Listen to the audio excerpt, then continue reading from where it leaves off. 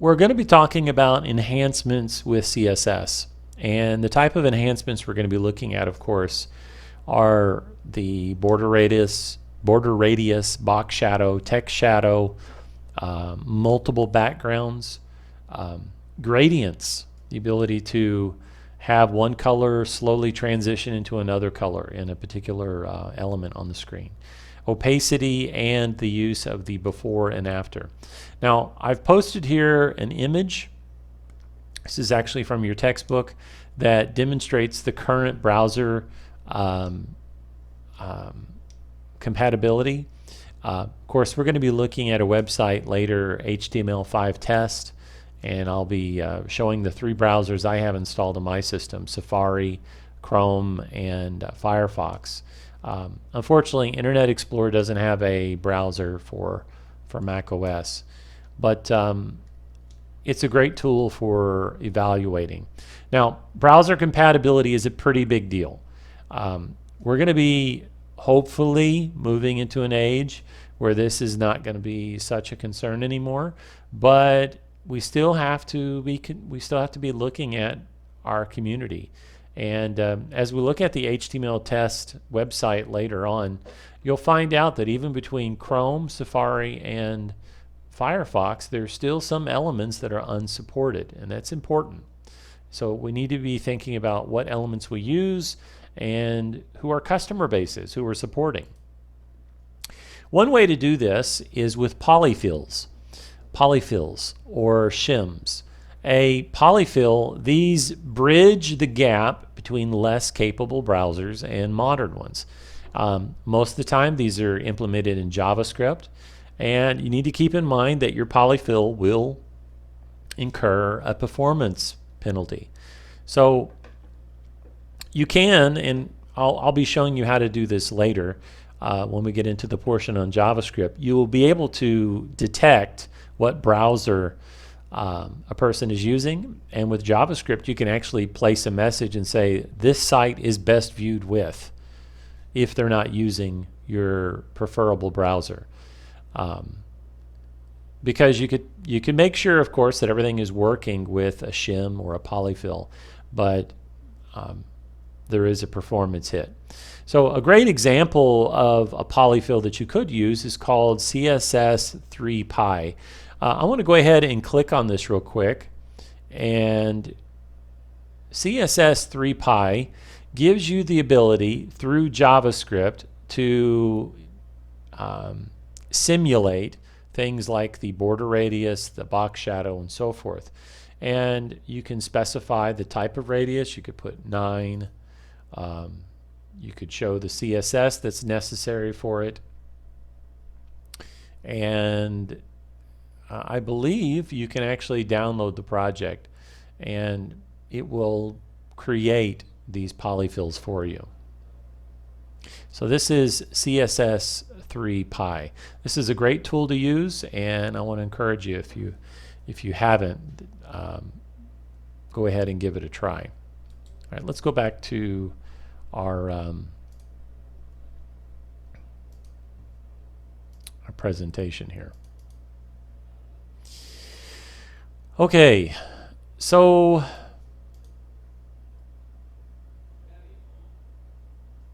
this is kind of awkward. There we go. So there's also a couple of other sites that you can look at as well, and this is HTML5 Please and HTML5 Test. These are tools for checking your site. So if we click on HTML5 Please, you'll notice that it gives you the type of object that you're wanting to use, and it tells you which ones are available and which ones are not. Gives you a lot of great functionality and resources for that. The other one, which I really like, is HTML5 Test. And you can see what it's doing right now is it's actually running a test on my browser, and it tells me that out of 555 tests, Chrome has scored 525. And of course you can go down and you can actually see what those elements are supported and are not. So for example, if I click on the elements section for the interactive, It partially supports these details and summary. It doesn't support the menu element in the toolbar or the menu element type of context. You can also scroll down and you can see that there's partial support for certain types of file uploads. Of course, these are things we're going to get into later. But let me demonstrate something else for you, though. This is using Firefox. And notice what Firefox, how it scored. Firefox scored 514 out of 555. And again, if you scroll down and look at these, you'll notice that some of these, again, are the interactive elements, text level semantics. You'll notice that audio track selection, video track selection, MPEG-4, ASP, a number of elements. But there's also something that saddens my heart here. We haven't used this yet.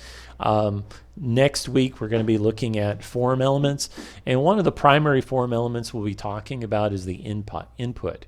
The input with HTML5 has this wonderful feature called a date. And date, what it does, well, let me back up. When I first started web development and trying to create applications when I was working for the Army, we would have to download all of these JavaScript date pickers. And you've probably seen them on the web. You haven't really thought anything about it. But one of the specifications that's been put out there is the ability to control date. And if you're using Chrome, you'll be able to use date with no problem. However, in Firefox, you can't specify month, you can't specify a week, and of course, you can't do date time locales, which are really important if you think about it. If you've ever tried to call someone stateside and they get confused because you're like, what time are you in? How are you a day ahead of me, right? It's because we're in the Chamorro Standard Time, and many times the folks back stateside are either Pacific Standard, Mountain, Central, Eastern, right? We've all been there and messed with that. All right, so again, that kind of saddens my heart that the input date time is not fully supported. But let me even sadden everyone a little bit more. This is Safari. Notice that Safari has 492 supported HTML5 and CSS3 features out of the 555 point scale. Yeah, this is Safari. This is supposed to be Mac OS. It's supposed to be like works magically, right? Well, they're not supporting everything out of the standard. And you can see that they don't even support the date feature. Yeah, that hurts. There's a number of other things though, but these sites are great because you can pull these up and look at the scores and figure out what you may need to do for your site to make sure that you're only using elements and content that you're going to be able to support and that your customers are going to be able to use. All right. We can get around some of this with shims. We can get around some of this with other JavaScript components. And we'll talk more about those later, but this is the state of web development. It's always a mixed bag. You're always having to try to figure out who you're going to support. Real quick question. Let me survey those in the class today. Do any of you all work, do you have a part-time job working in an IT type position? Does anyone have that? Everyone's kind of shaking their head. Some of you, you're in the dark, and I can't even see your eyeballs, so I don't know what you're... Steven, I can't even see your face, man. You're like, I see your head. There we go. All right. This is one of the things you're going to have to think about. If you go into web development full-time, you're going to be needing to ask that question, especially if it is a public-facing website. You'll need to figure out the majority of who your customers are and what you're trying to support. Even if you do it just on a personal basis, these are important questions to ask. But if it is an internal-facing website, internal meaning it's not public-facing, it's only viewed on what they call an intranet, then you may have a whole lot easier time to support, because if your internal-facing sites are, say, only Microsoft websites, then it makes it very easy to run your HTML5 test, find out what browser compatibility you're going to be using, and go from there. All right, enough said. I've kind of hammered this horse for a while. Let's go back here to our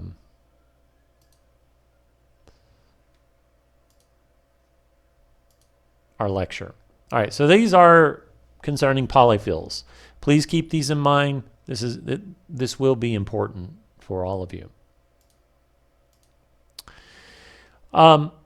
Polyfills, remember, they're concerning the border radius and the box shadow. Now, I kind of did a sample here of polyfills. So this is a rectangle with rounded edges. And so I have a border radius. Think in geometry that you have like the arm on a clock, right? The curve that it supports, that's called the radius. And so this is a box radius. Excuse me. I also have applied on this box what's called a box shadow. And here my box shadow is actually giving a, excuse me, I got the hiccups again. The box shadow is set with a light gray, and it's casting off to the bottom. Box shadows are really kind of a nice feature, especially if you're using images. You can make the image almost look like it appears popping out from the screen. It's a nice feature to apply. All right, let's go on. So your vendor prefixes, again, keep in mind that the specification is managed through the W3C. They're the ones who write the spec, and then each of the individual application developing companies, whoever does Firefox, whoever does, well, Google does Chrome, right? Microsoft does Edge or Internet Explorer. Apple does Safari. Firefox is a consortium. Opera is a consortium. But those individual software development companies, they manage certain aspects of the W3C specification, what they'll support. And there's always baggage they're carrying with them. So in previous versions, there were certain allowances, like what we call the vendor prefix. And vendor prefixes early on were a good way for a lot of, it was the W3C's way of handling it. I don't know if you guys remember watching the video I requested you watch concerning how the specifications are written. Well, when they wrote the specs, they gave the vendor prefix option to a lot of these companies, and that's how they controlled their implementation of the spec. So sometimes we have to, when the standard isn't fully supported, you have to fall back to the specification. Now this again is why we call it cascading style sheets, right? So it cascades through the list, and the last supported is the one that wins. So that's why we always put multiple versions, multiple vendor specs on the same CSS declaration body. Okay?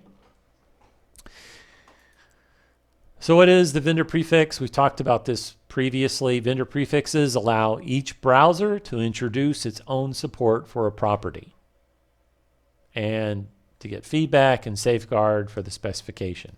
This is pretty much quoted directly from your textbooks. Here's an example of WebKit. So WebKit, you would have the dash WebKit dash border radius. Border radius is the property that we all understand. So it's listed first, and then following it is the actual specification, the actual property. Again, think how the cascade works. If I am on a WebKit device, I'm going to hit the first one. Yep, got it. It's going to pull the border radius and do the appropriate 10 pixel radius over the square, over the corner. And it will ignore the next one because it doesn't recognize it. However, all other browsers will hit the first one, they'll ignore it because they don't recognize it, and they'll fall through with the one that they do recognize.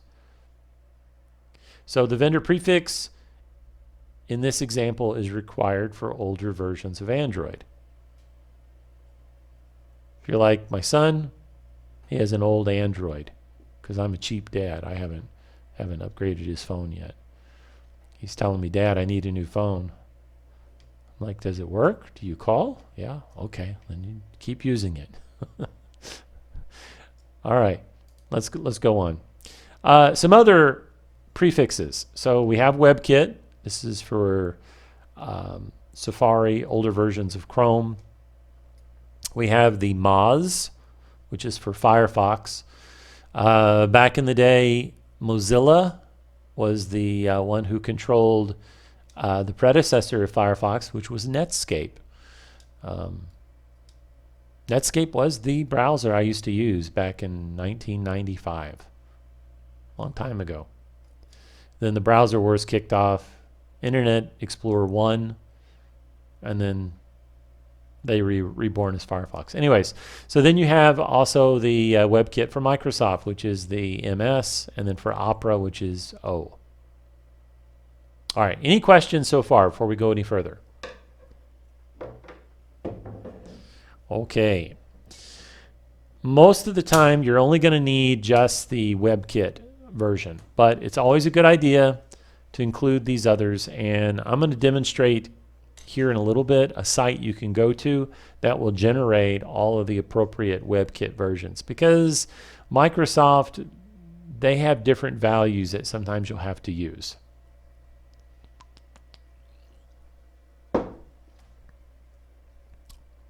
Meaning they don't follow the correct list. All right. So we already talked about CSS3 please, I think, didn't we? I don't remember if we did or not. All right, but you can use the CS3 generator. I'm going to go ahead and click on that, come over to this site, and we can choose something. Say we want a border radius. We can specify the top left to be 5 pixels, the top right to be 5 pixels, the bottom right to be 5 pixels, and the bottom left. And you can see that it's generated the appropriate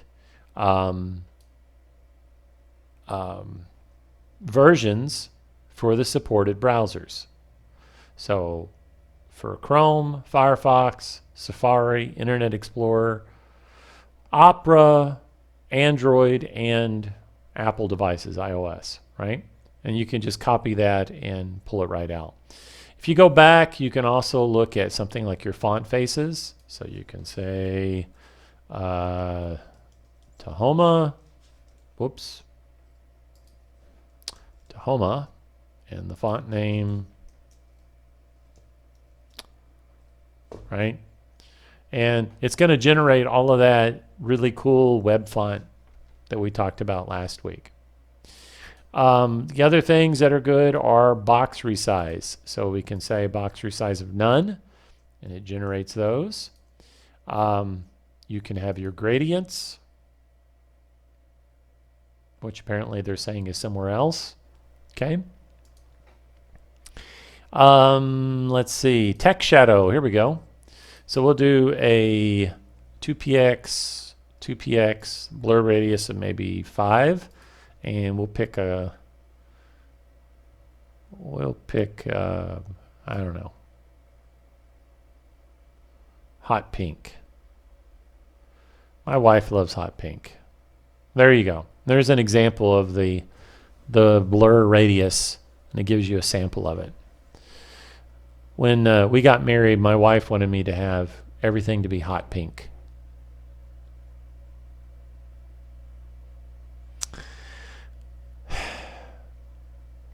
Anyways, some of you are laughing. Ladies, did I do it? Well, that was 25 years ago. I've forgotten. No, I didn't have to wear it, but I made my my groomsmen do it. I wanted to stand out and be different. So I had white, and everyone else wore the hot pink. Yeah. Anyways, this is a cool feature. This kind of gives you an example of what the text shadows you can do. And of course, you can apply, let's see, gradients. Oh, I already did that one, didn't we? The RGB opacities, right? So you can sample these out.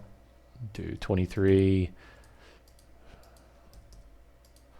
and 0.2, right? So it kind of gives you the opacity, where you could go up to 9, right? Cool things you can do there. This is called CSS3 generator. I recommend that you go to the site, kind of label it. You're going to need some things like this to help you with your project.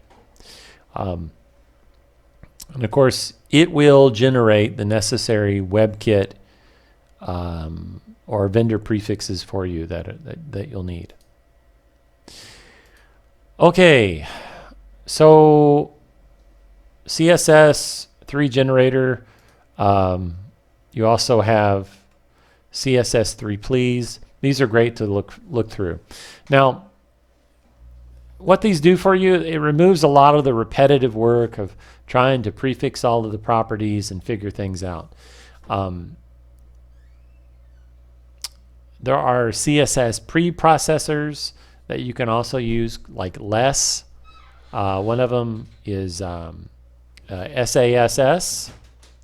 And there's even others like Stylus.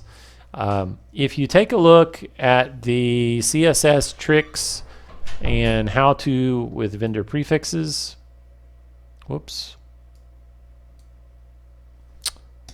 Let's just copy that and go there.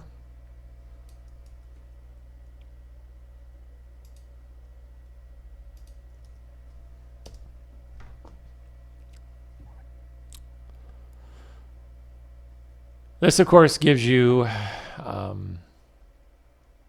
some great blogs on how to deal with vendor prefixes. And, you know, I want to encourage you, take time to read. The web is always changing. And since I taught this class last year, there's things that have changed. It means I have to constantly go back and refresh and update because the content is always changing. So even though you take a web development class, if you plan to do this for life, you're going to really have to be constantly reading and learning and staying up with the changes. And of course, this goes with anything in IT. It's a constant cycle of always keeping abreast of the latest changes in the technology and the specifications. Now this site here, this is CSS3 please. We'll just go ahead and go over to it real quick. CSS3 please is basically, it's a style sheet, right? But the nice thing about this style sheet is any changes you make are going to refresh it in this box. So if you change the border radius to say 35 or 32, it's supposed to change it. There you go. You can toggle it on and off to see what it does. Let's go back here.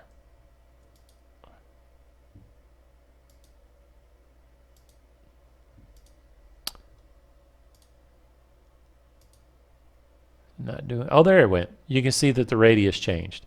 So if we go up to, say, let's make it something drastic like 80. There you go. So this is a great site for testing things, messing with it to see how you want it to change, right? You could change it to blue.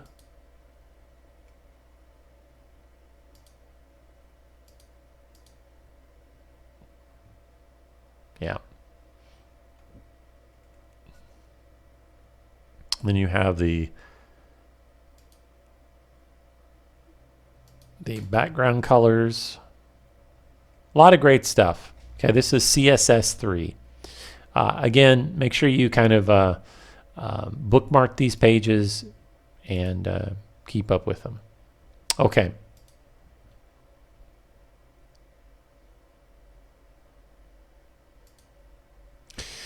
Let's talk a little bit more about how you would round a corner. So we demonstrated it just a minute ago with the on the CSS3 Please site. You basically specify the number in pixels. So keep in mind that if your box is 50 pixels wide and you specify a border radius up to that 50 pixel, it's going to create as round as it can on that particular div, right? So the radius will always depend on the width and the height of your particular element. In this example, you have the class called all corners, and all corners is specifying 20 pixels, and that means on all corners. The way these work again is basically your left, right, top, and bottom. It's supposed to be left, top and bottom, and then right. Right. Yeah, it's supposed to follow the clockwise.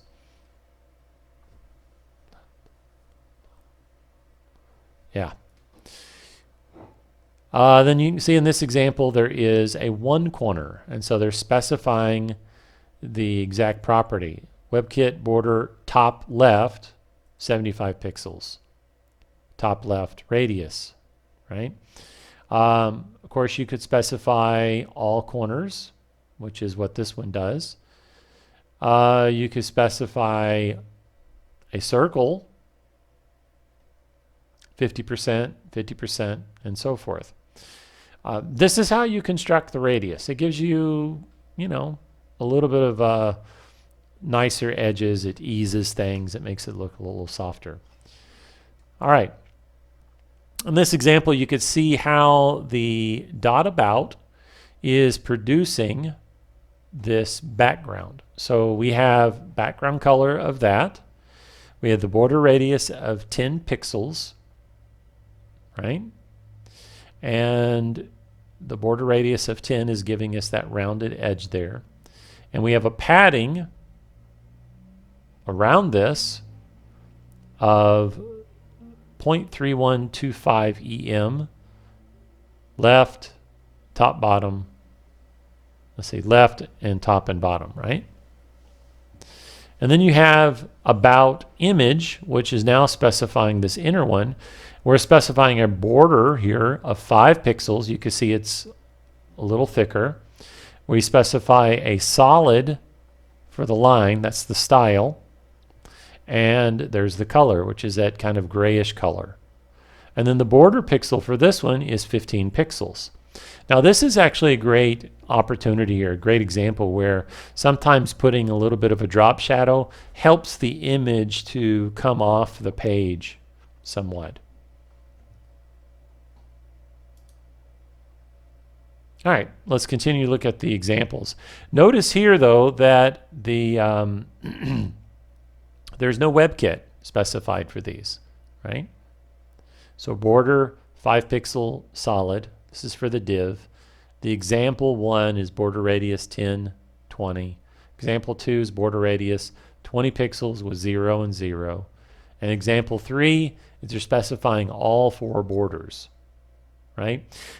These are the, what do they call it? The shortcut statements.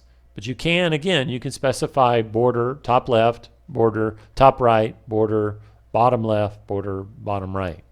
You can specify all of those in the syntax. Okay, any questions?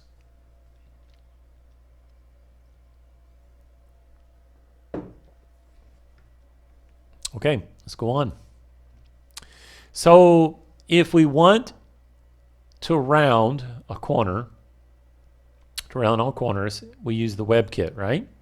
We can say WebKit dash border radius, and then we specify the radius in pixels. If we're going to round only one corner, use the top left radius with the radius in pixels, or the bottom border top, These are exact. Oh, it's the WebKit. I'm sorry. So you have the WebKit. It could be WebKit top left, WebKit top right, WebKit bottom left, bottom right, right? Or just the standard. If you're wanting to create elliptical corners, this is where you'll use the X divided by the Y. Again, this is in pixels. Okay. Note that X is the horizontal radius value of the corner and Y is the vertical. So X is the horizontal radius, Y is the vertical. And the length is expressed in units, which will always be the pixel length.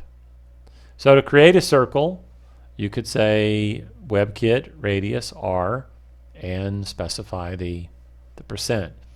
Older browsers that don't support the border radius, make sure that you use the WebKit, and sometimes even the vendor prefix won't work.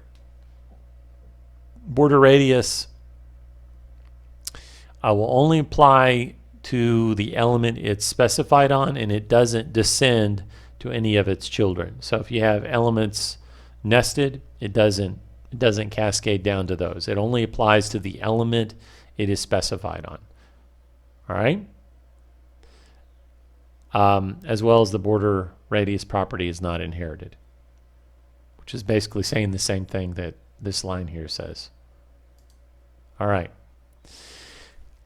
Next is the drop shadows. But before we do that, let's drop out of this example and go over to Atom. And we're going to do a brief example here. Okay. One of the things I do want to show you before, let's say that you have, I work for Indiana State University, okay? And I was given a task a couple of months ago, and it's been on my back burner. I haven't quite figured it out yet. And then today, I had one of those aha moments. And I wanted to share it with you because this relates to some of the things that we've been doing in the past with our background images. And we'll talk about background images in a moment. One of the sites that you can go to, let me see if I can find it again.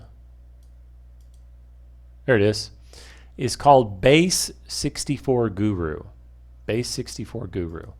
And what you can do is, I don't recommend this for ginormous images, okay?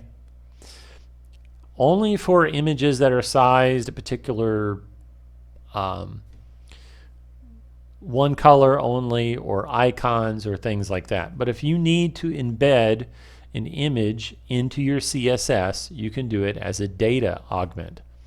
So you'll notice here, it's generated for us. This is the class name.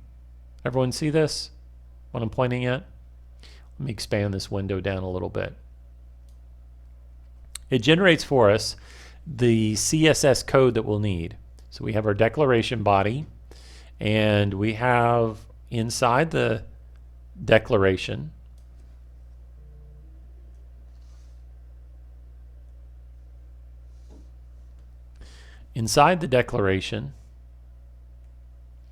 we have the background image property. And of course, the background image property takes a URL, right? It takes a URL to specify. Now, here is where it gets interesting. You can actually specify data, and this piece of code, starting from right here all the way down, all this gobbledygook, is the actual Base64 representation of the image.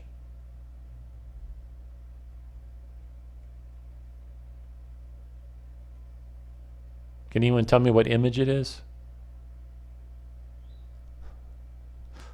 None of you think in Base64? Come on, why not? Right? This would be like sitting at the dinner table and like, hey, I'm thinking in Base. No, none of us can, right? But Base64 is a way of encoding. It breaks down the actual byte value and it converts it into characters, basically. All right. Let me give you an example of what this is actually pointing at. I was working on this because I needed a header image to show up in a certain spot.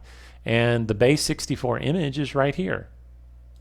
I was able to encode the image in base 64. And of course, if you look at it, here is the image. There's the data. And the browser converts the base 64 for me. If I click on it, there's this massively obtuse long text string, right? All right, so this is one way that you can actually encode things. Let me send you the, where did this site go again? Oh, here it is. This is the site. It's called base 64 converter encode image whatever. There are other things that you can encode as well. When I was working for the Department of the Army, we had this really wild task where we had to encode, we had to send a PDF inside of a wrapper up to this message queue. And the message queue basically is just things go into a stack, and first on, first off is basically how it works. Something else reads off the stack and grabs the message. And so we had to find a way to wrap the PDF with other details, and we used base 64 encoders to do that because we could send it as text. That's the beauty of base 64. This encoder, if you actually use it, you can tell it to just give you plain base 64, a data URI, which you can use in HTML. Like you can see there's fav icons, hyperlinks, HTML images, iframes, and so forth. All of these are encodable, and you can just pretty much just use, even JSON, XML, and so forth. I'm using the CSS background image option, and once it's done, you click encode the image, and it's done. It does its thing. All right. A little bit of a side detour, but what we want to do right now is we want to take a look at the border. So I'm going to go in here and going to create a new project, and I'll just call this my CSS Enhancements. Did it put it in there? It sure did. Let's see here. Well, that's okay. It doesn't matter. Inside my CSS Enhancements folder, I'm going to create a CSS folder. Guys, I'm basically just creating a website package inside of another website here, okay? So don't trip out on me here with what I'm doing. Create a new file. We'll just call this index.html, and I'll let Adam create all the fun stuff. Inside my CSS, I'll create a new file. I'll call this style CSS. And inside my index, I'm going to create a div, and I'll give the div a class called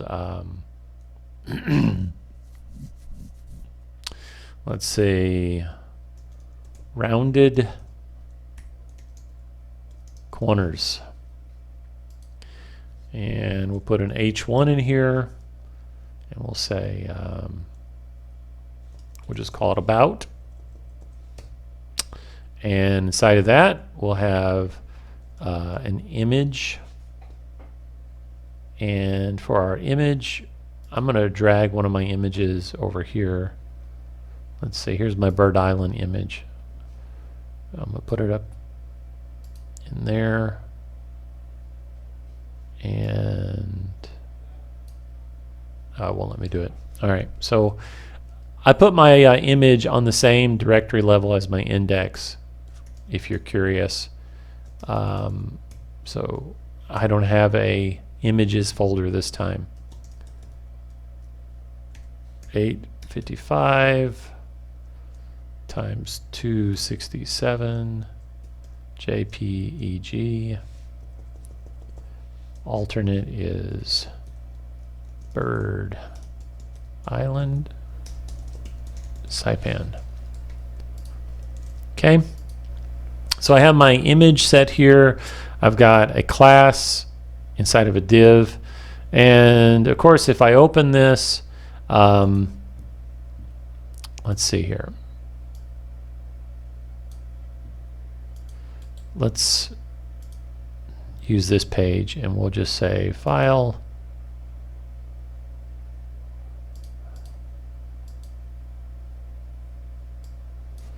hit enter, go to CSS Enhancements, index. All right, nothing special going on so far. So now we need to do a little bit of branding on this to give it the rounding we want. First thing we have to do is we need to again include our style sheet. My style sheet is called style, and I want to relatively reference it. So I'm going to reference the folder from there. Just to make sure, I'm going to set my network, make sure that I am referencing this. And there's the style. It came in fine. I'm going to go back to Atom, open up the style, and let's see, what was the name of our div? Our class here is called Rounded Corners, right? So go back into your style, do dot rounded corners, create our declaration block. We're going to say border radius, and we're going to specify for all corners 5 pixels. Okay, and it's good practice to go ahead and put the WebKit on this, because not that I'm going to open this up in Chrome or something, but make it a practice of just doing this so that you have it. All right, so I've got that, I've saved it. Let's go back in. Well, we don't see anything. Well, Mr. Rogers, you forgot something. What did I forget? Border. 2 pixels, solid, and we need a color. How about silver? All right, now let's refresh it. Barely see the rounded corner, right? It's just barely there. All right, so let's make it larger than life. Make it 15. Well, it's not larger than life, but there it is, right? Okay, so I've got that set. Let's go ahead and add to our rounded corners. Let's add a padding. And I'm going to add a padding of 15 pixels all around. Okay, so it's centered it a little bit. I've got the rounded corners, right?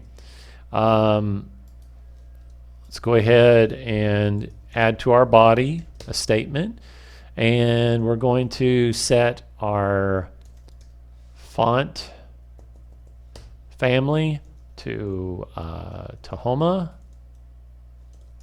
Verdana, Helvetica, Sans serif. Oops. Okay, so we refresh it. It's looking pretty cool, right? All right, so now let's go down. Let's go back to our index.html. We have our div rounded corners. Now we want to round this a little bit. So let's go back. You see that it's pretty sharp on its edges. So go into Atom, click on your style, and we're going to say rounded corners, image, right? Okay, and let's just do this real quick. Let's just copy our border radius. Just put the whole thing in there like that. Let's see what it does. We'll refresh it, right? So we have a border radius with a round corner around the div.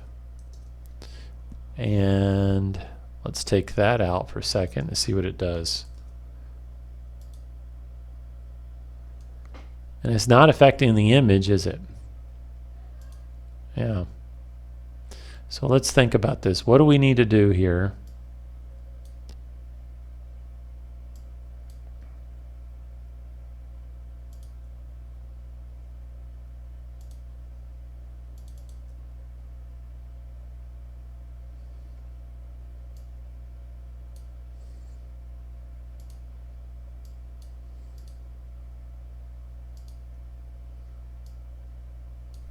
It's getting hot in this room.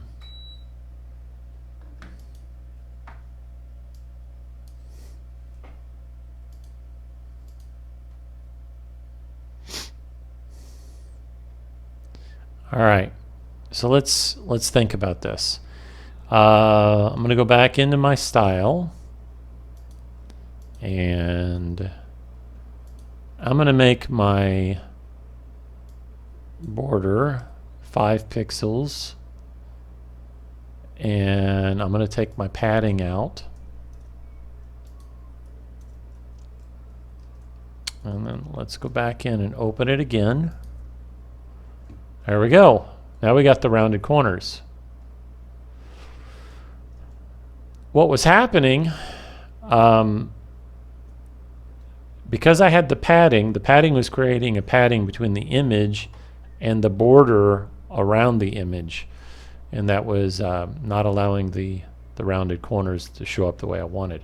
Okay, so we got that. So let's play around with this a little bit more. Let's make this image here. Let's make the background of our rounded corner.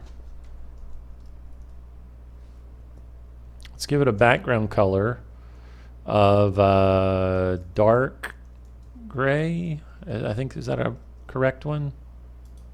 Yep, dark gray.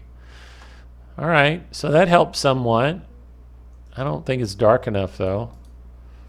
Let's see, what are some other options we could do? Oops. What colors could we apply here? I can't remember the colors off the top of my head, so. Oh, here's another way we could do it. You can right click on this, inspect it, and go to the background color.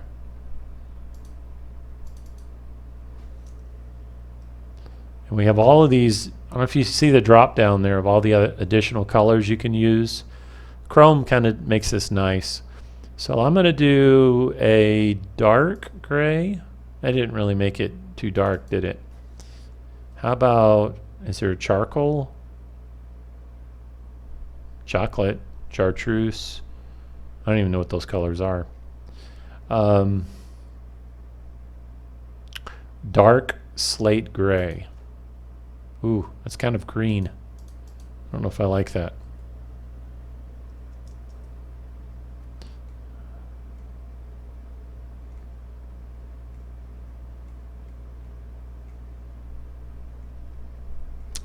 Yeah, I don't like those predefined colors. So let's take that out. Oops. Refresh this again. We'll click on the color and we'll define our own. Let's come on. Maybe something about like that. So 3, 3, 3, 3, 3, 3. All right, I'm going to take that color.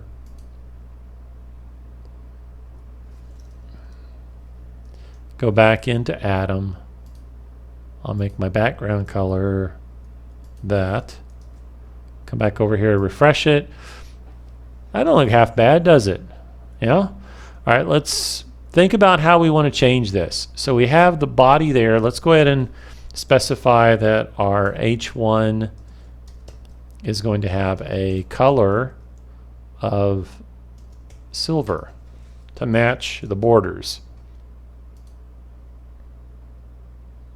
It's not bad, but I don't know if I like silver or not. So let's see if there's something a little bit lighter but not white.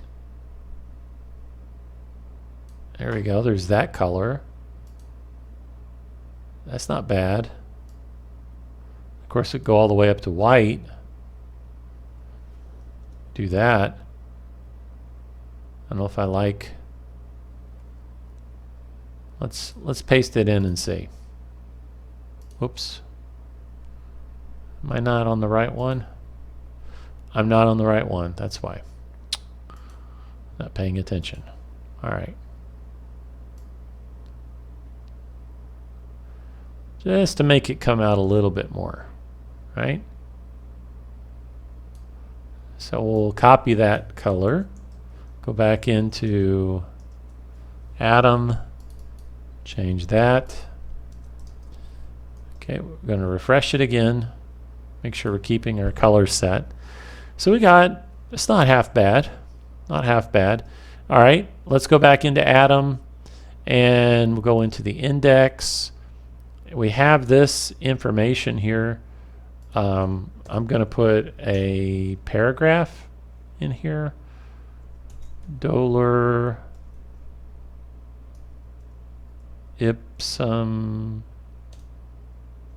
Is it not going to do it?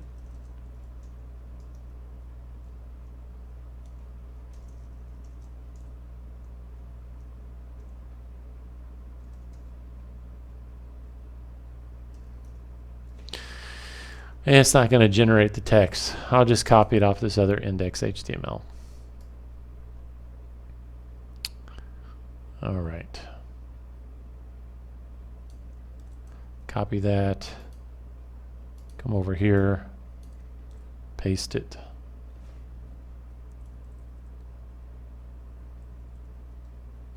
There we go. We're going to refresh it. All right, it's not working for me, right? Because it's too dark. So go into our style again, and let's just say our H1, comma P. Make both of those have that color. Refresh it. There we go.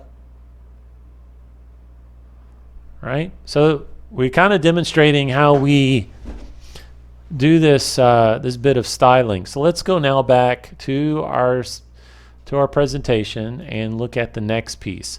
The next piece, of course, is talking about shadows. How we put a drop shadow on particular text.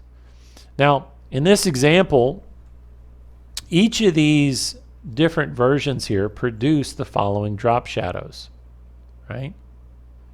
So we have a sample paragraph. The color is nearly black. We have a font size of 4.5 EM. We give it a font weight of bold. Then we have our basic. And our basic shadow is going to produce this one up here. Very basic. You can see the outline of the gray underneath it. There's no blur to it. It's just a straight up text shadow. In this version, it's producing the shadow but in a negative fashion. So it's bringing it up to the top left, whereas the previous was in a top right. And you can see that by the negative number that's being used there. When you have a blur, what the blur does, this 10px in the text shadow, it specifies the amount of the blur, pixelization beyond the original shadow. So you can see here that the shadow is now blurred going in a bottom left fashion. Then you have the blur inversed. And the blur inverse gives you a nice feature when you want the text to stand out against white. So this is inversing the blur, right?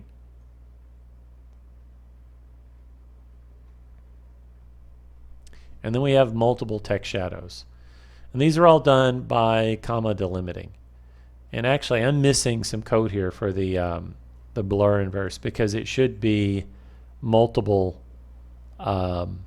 text shadows with the blur in order to produce multiple text shadows using the 10px blur to produce that blur all around.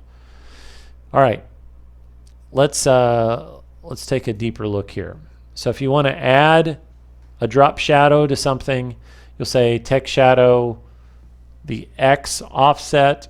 Remember, X is your horizontal, Y is your vertical, and then the third property is the radius of the blur. Very similar to the radius of blur, radius of rounded corners, right? And then you're specifying the color. So we can have a text shadow of 2px, 3px. So 2px is offset this way, right? So many pixels. 3px is offset this way, so many pixels. And 7px is the blur, and then 999 is the color. Now the blur radius, which is this, what you see here, the 7px, this is optional. You don't have to have it. I think it adds extra feature, but you know, again, it's all dependent on the style of what you're trying to produce, right?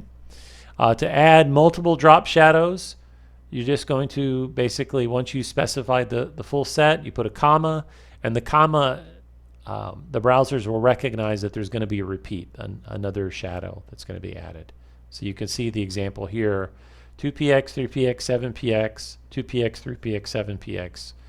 And text shadow doesn't require a vendor WebKit.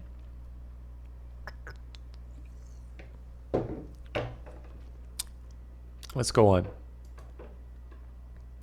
You can also drop shadow on elements. These are on box shadows. All right, before we do that though, let's go ahead and practice doing this with our text. So exit out of the presentation. We're going to go back to Atom again. We have our header here, and let's go ahead and look at what this looks like right now. We got a black background. I'm not going to really mess with this because it's not going to show up very well. So I'm going to create a new area down here. So let's go back into Atom. We're going to create a new div. There we go. All right. So create a new div. And we're going to call this, we're going to use the same one, rounded corners. And let's see, we'll call this rounded corners 2.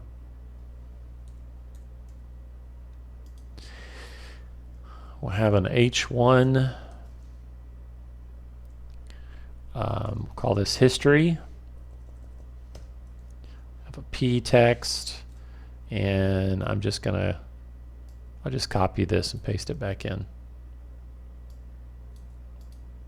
Okay.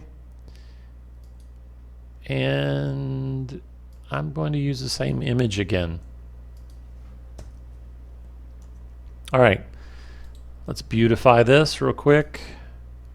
There we go. All right, so we have the div up here with the rounded corners. This is called rounded corners 2. I've saved it. There's not much else added here. If we refresh our window and come back in to look at it, we just kind of have this history. It's a light gray color, right? We have our image again. Nothing special. Let's go back into here. We're going to go to our style. I'm going to close that one out and close that one out. There we go. So we're going to create a style. I'm going to copy these real quick. We're going to say rounded corners -2. We're going to have no background color. All right. So I'm going to save that. Rounded corner images -2, referencing our image. We're going to come back in here and refresh it, and we have pretty much the same what we had before. But now let's apply the drop shadow. Okay, so we have our text up here, and I'm going to do this. I'm going to say dot rounded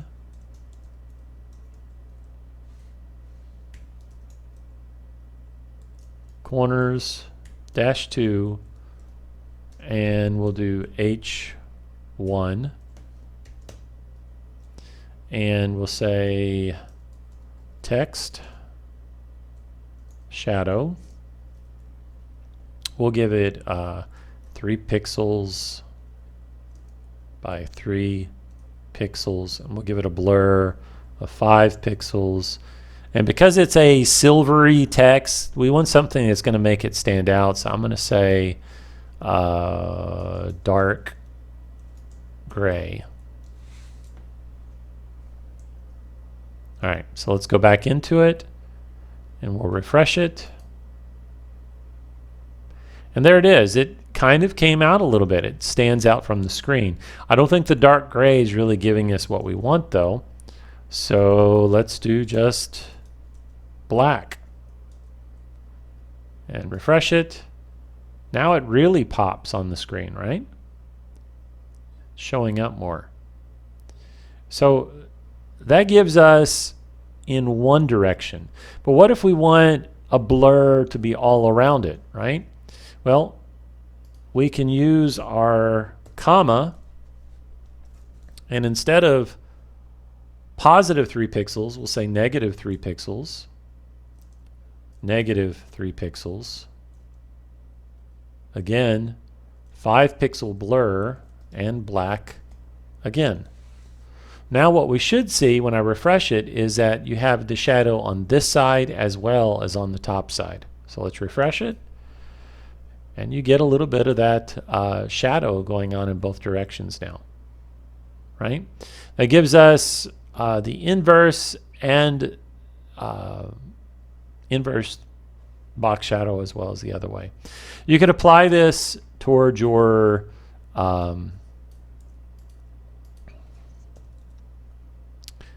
paragraphs. I don't think I need all of the extra shadowing there, so I'm just going to do that. And if we refresh it, we have that. Now it doesn't really look as clean, right? It doesn't make a lot of sense, and that's because the text is so small. So you might be able to do some font sizing here. Let's do 1 EM. Did I save it? Oh, I didn't save it. There we go.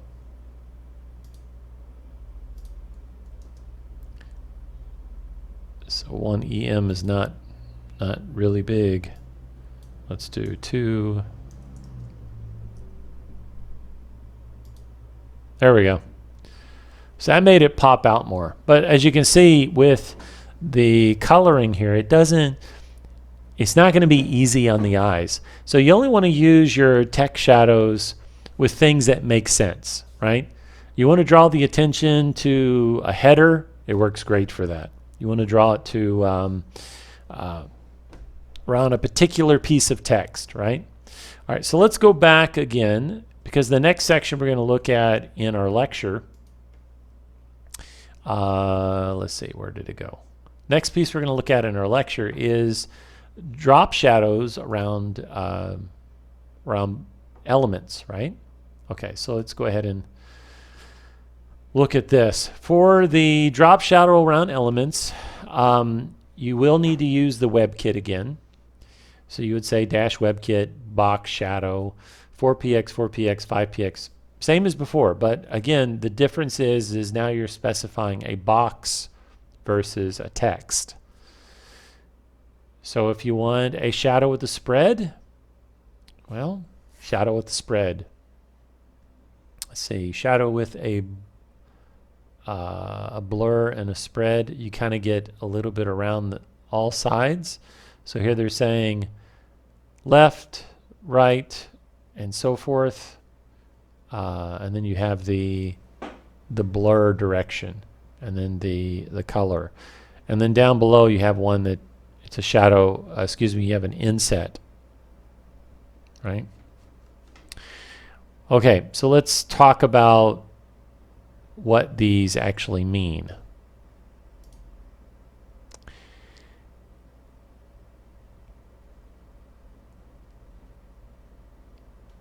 So we have the WebKit box shadow. Here we're specifying a 1px solid for the border. And then we have the WebKit box shadow of 0, 0, 3px.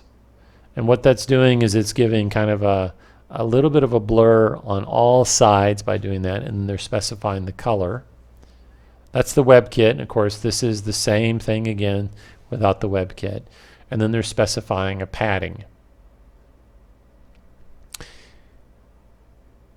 When you're setting it to 0, just like my little arrow here points out, it creates kind of this subtle layout feel toward the element. It makes it, in some ways, like pop from the screen, right? When I was in college, I took as an elective, I took Drawing 1 because I was tired of all that hard academic work. And when I got into the drawing class, I learned so much about basic ideas of your context between light and dark. When you actually look around at things inside the room you're sitting in right now, our brain inherently interprets the shadows as lines. But when you try to draw just lines, it doesn't necessarily give the same actual real perspective of how those objects appear in 3D. When you, say for example, look at the corner of the room and you perceive the subtle gradation in color as it reaches the corner, you're seeing the contrast between the light and the dark. And that's really what the box shadow does for you. It gives you the ability to style something on the page, to draw attention to it, to give it something more of an interesting look, interesting feel to it. That's really the idea behind the drop shadow. Before this, the only way that you could actually implement the drop shadow was to do all of your artwork as images, and you would have to create the image and hope that the image background was that your browser supported transparent images and that things worked so you could do these drop shadows. But time it takes to download it, it's the size of the file. So having the drop shadows are a nice feature. All right, so let's see here real quick. To add a drop shadow, the elements that you need to keep in mind is, for example, WebKit, box shadow, or just box shadow as the property. You have the X offset, the Y offset, the blur radius, and the spread color. So for example, 2px, 2px, 3px, 5px, box shadow, right? Let's experiment with it and see what we come up with. So let's go ahead and exit out of this, go back to Atom. If we look at our page right now, what we've been playing around with, we have we have the image here, right? And I'm gonna apply a box shadow around the image, and we're gonna take out some of the font sizing here as well because it's a little too aggressive. So I'm gonna take out the drop shadow on the text, and I'm gonna take out this one as well. Okay, let's see. We're going to go into our index and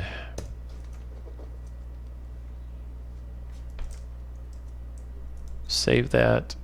Let's pull this up a little bit on the screen so we can see things better.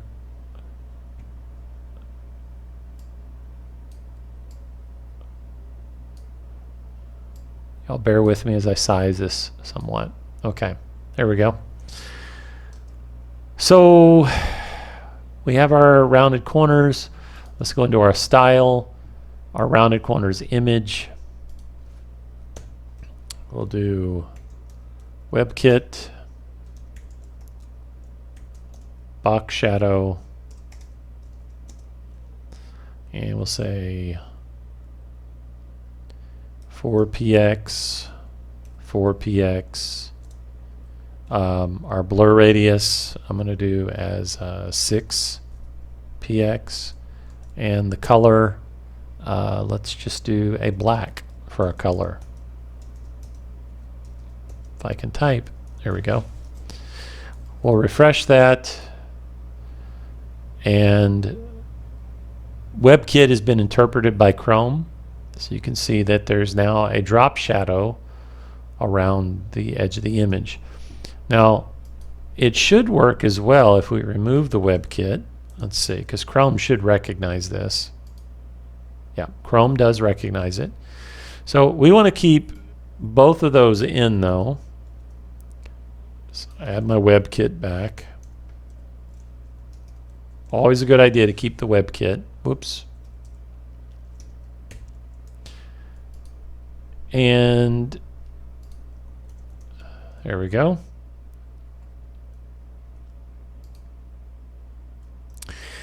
The other aspect was this additional property. Let's see here. I think I may have typoed when I put that in.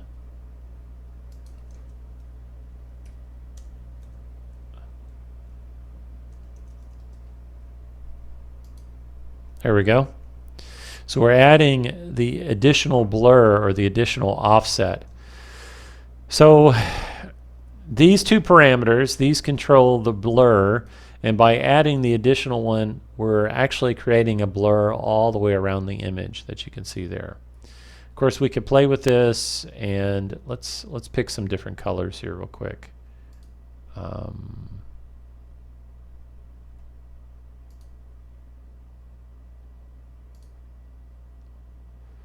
We have the box shadow color there.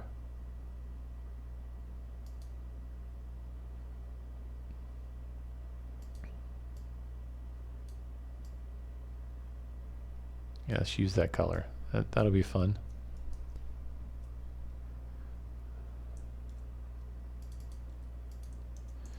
Refresh it. And of course you have now that extra color on it. And we could take the blur out even further.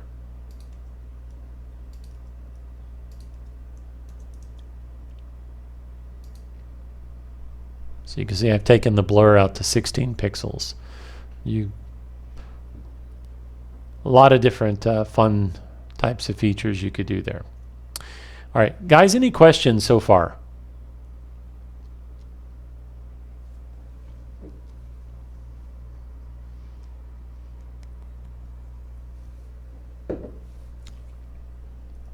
How would I convert, say, this image here into a hyperlink? You just wrap it in an anchor.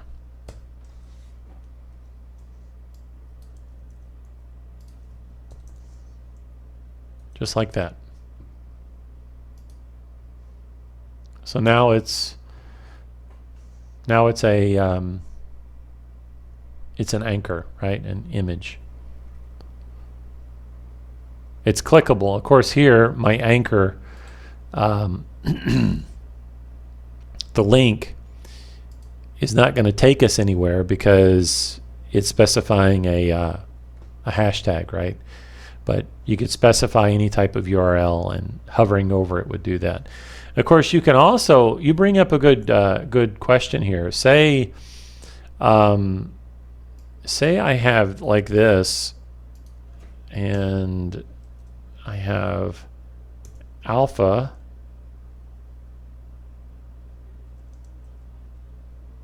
whoops,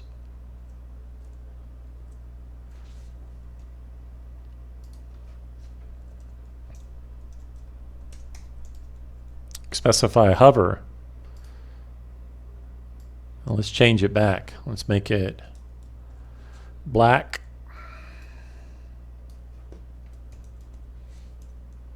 So now I have this pseudo property on it, right?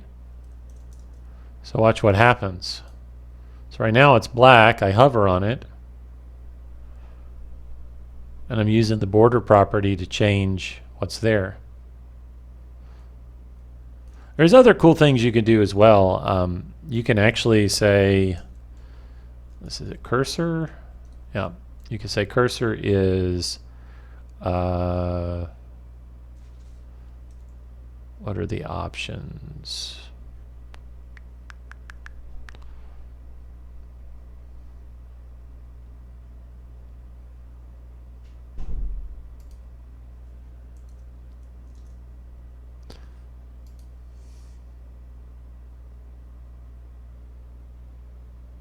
So now, I don't know if you see that, I've converted my cursor, right, just on hover.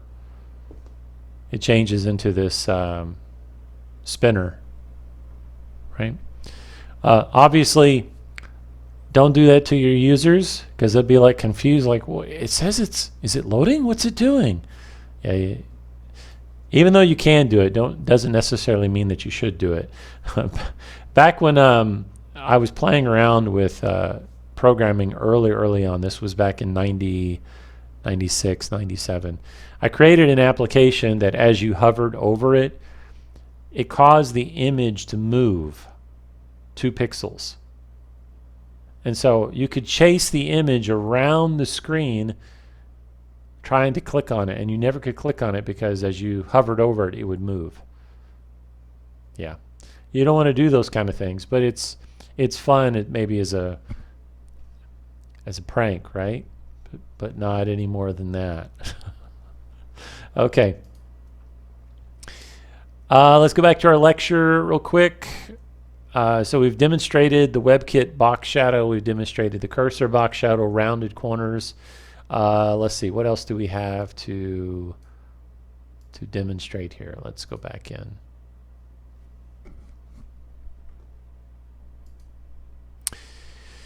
All right, multiple background elements. There's quite a bit that you can do here. So with a background image, we've used the background image before. In fact, a minute ago I showed you how to use a background image with a data using base64.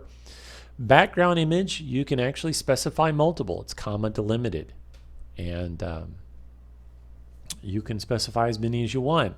I wouldn't necessarily do that, but you can specify as many as you want. For each background image, it's a good idea to specify a position. So the positions are XY coordinates, and each percentage here is comma delimited. So this percentage here maps to the UFO. This one here maps to the stars. This one here maps to stars, and this one here maps to a sky image.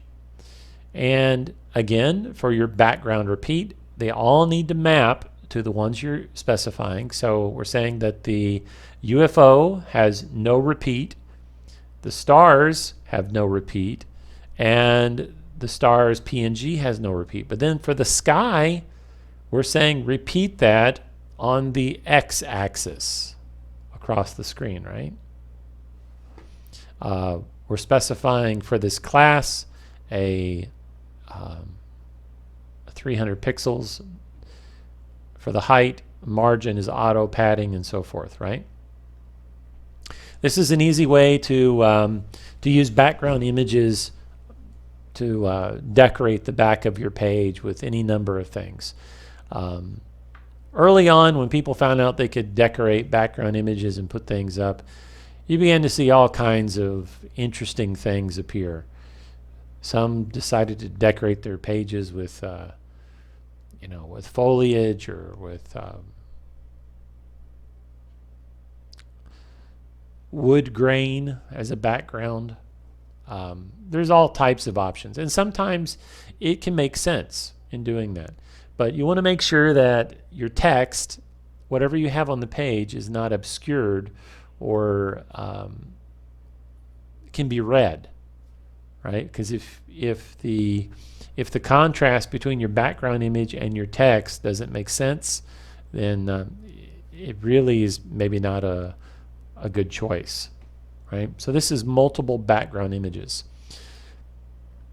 I'm not going to do any demonstrations on that for background images, but we will go on to gradient backgrounds. Gradient backgrounds are kind of fun. You can specify basically one color sliding into another, or the opposite direction.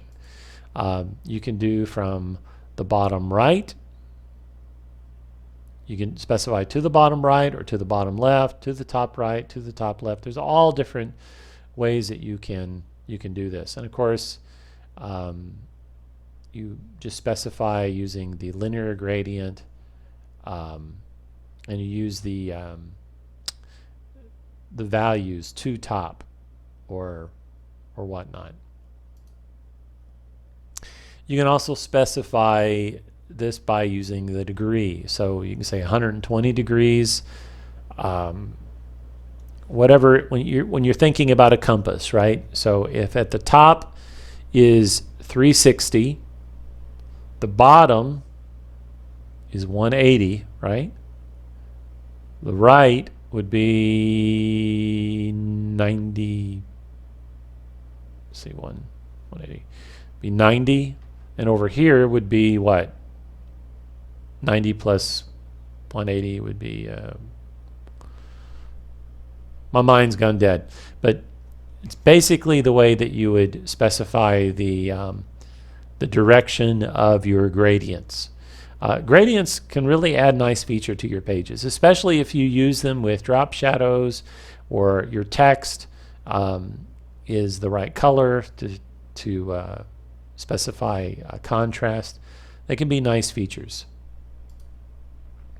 You can also do radial gradients. Radial gradients give you the appearance of a sun, right?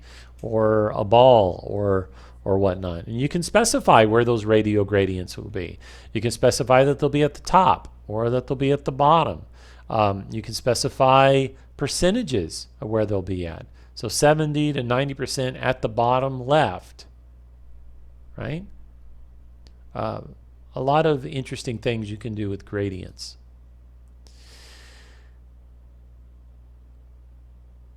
Support for gradients, this is the question. They're still sketchy. So as of Chrome 10 through 25, iOS 5 plus Safari, WebKit linear gradients you have to use. Firefox is the Moz linear gradient. Opera is the O linear gradient. And in general, the standard way to say it is background linear gradient and the code. All right, so let's go ahead and demonstrate real quick the use of the linear gradients. Go ahead and open back up your Atom, and we'll verify what we have so far. So I've got this kind of funky little hover over, right? I'm going to change the background color of this to be a linear gradient of our curve 2. So we'll go into Atom. We'll specify, Let's see. Here it is. We'll specify background.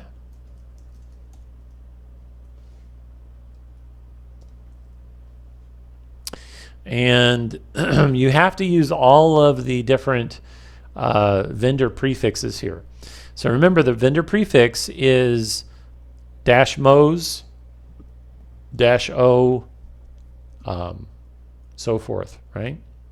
-webkit. So let's see here. What is our... Give me 1 second here.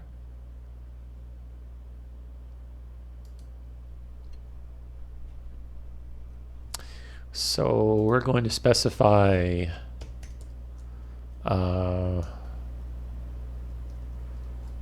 linear gradient, and we'll use silver and black.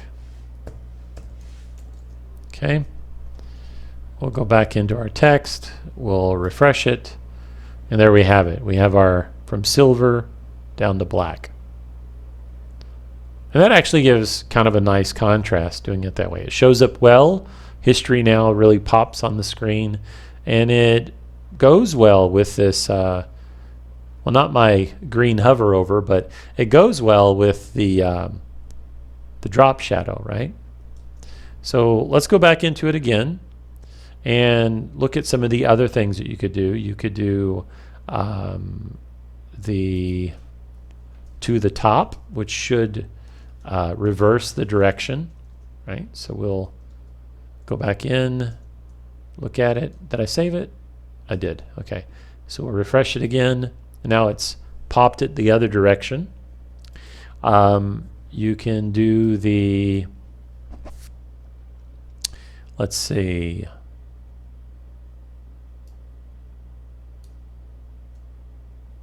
let's look at the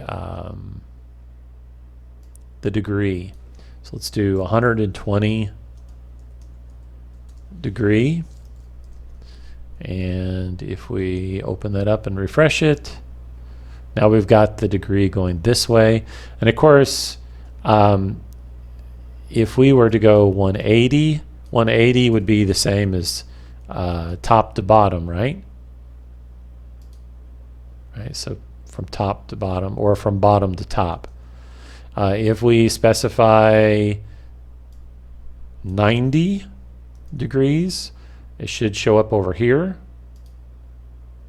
right? So it's going from the left to the right. All kinds of different degree gradients you can use. The other things you can use are the radial gradient, right? So let's go ahead and change the radial here. We'll change the linear to radial. And we're going to take out our degree. We'll refresh it. And now we have kind of a spotlight effect using the radial. And again, you know, if you decide you want to swap out the colors and make this black and the other silver, you swap the effect, right? I'm going to change it back because I kind of like it the other way. You can specify the location with the radial gradient. So you can say that the radial is going to appear, of course, at the top again. You can say at top. And if you refresh it, now the radial gradient shows up here in the spotlight. You can do the same thing and say at bottom. It's at the bottom. I think you can do at left. It's at the left. And at right. And of course it's at the right. There's other percentages you could use. You could say closest side at. Let me give you an example. We could say closest side at, and we'll specify 70 px, 60 px. Did I save it? I didn't save it. There we go. And now it's moved it right up into there over top of the history, highlighting it. So there's all kinds of really cool things you can do with it, right, with radial gradients. As well as you can specify different colors. So if we think about our gradient right now, let's go back to linear gradient, for example. And we'll go back to our silver and black, right? This is just standard gradient. Well, we can add some color to this. So we got, let's say,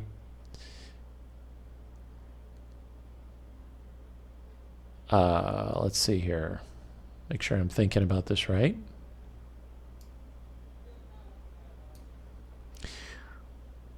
Did Nimmerlin, do you have to go? Did she already go? I think she already went. Okay.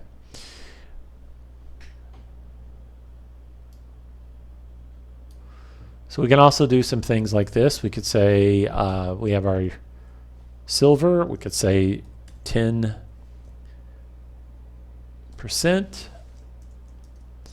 And if we consider what that means, it's going to change the percentage of what is showed. So let me back it out so you can see.